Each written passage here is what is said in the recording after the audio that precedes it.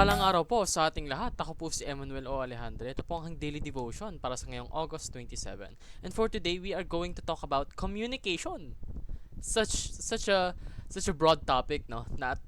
Talagang napakahalaga nito, lalong-lalo na sa ating mga Kristiyanong nag-aim upang maimpluwensyahan yung mga tao na magtiwala, manampalataya at tunay na maging loyal sa Panginoon, no?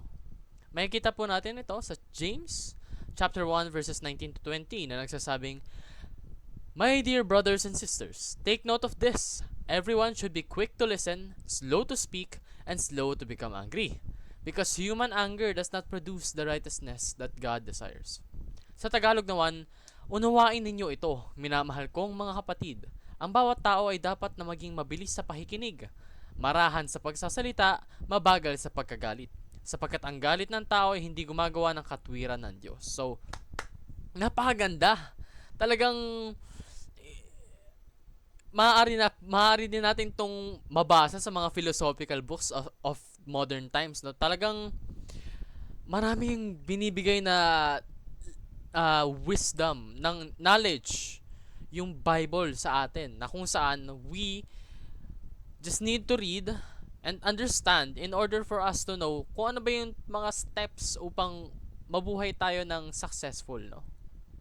So, para naman dito sa verse na to, sa verses na binasa natin, unang-una, a safe environment encourages healthy communication.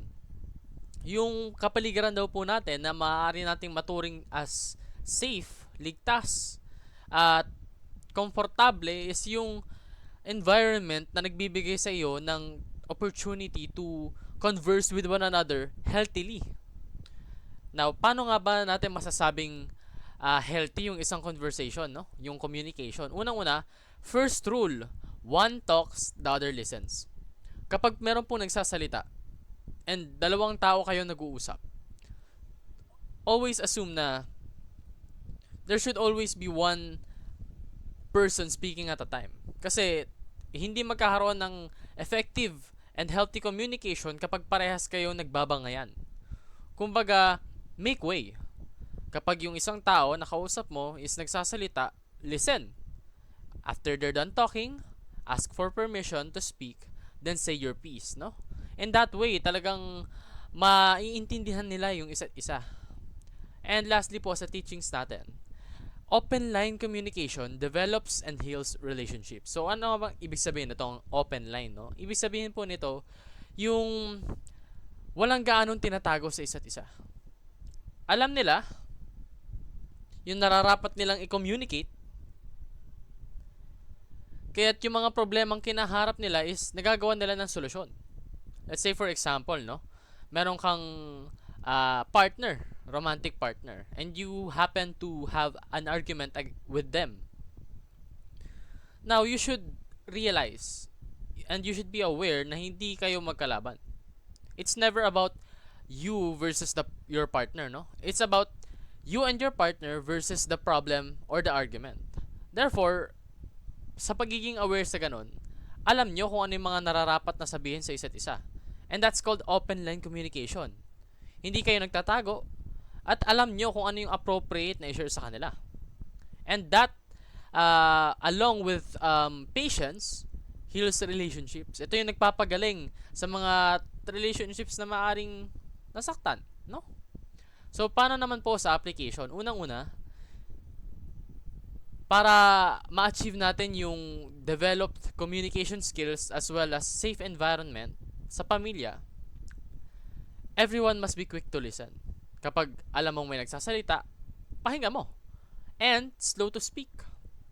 So after mong marinig, i-contemplate mo muna yung narinig mo. Alamin mo, intindihin mo, and always ask for clarifications, no, kapag may hindi ka na-gets. Kasi kapag nag-input ka ng opinion mo, kung habang hindi mo pa completely nare-realize yung true meaning ng message ng isang tao, talagang magkakaroon ng miscommunication. Pangalawa, everyone must be slow to anger, offering safe environment. Kasi there will come a time na sa isang conversation, kahit na sabihin nating we're being respectful of each other, may mga times na nagsasabi tayo ng mga salita or phrases na hindi talaga aligned sa isang tao. Now, in those cases, you shouldn't let anger consume you. Kahit na totally wrong para sa iyo yung sinasabi ng isang tao, totally against sa principles mo, sa morals mo, yung mga beliefs mo sa buhay, you shouldn't be angry. Kasi, once na angry ka, yung chance to understand each other will be gone. Kasi you are clouded. Yung mind mo is napupunta sa ibang bagay dahil lang naiisip mo lang, bakit niya sinabi to? Nakakagalit na sinabi niya to.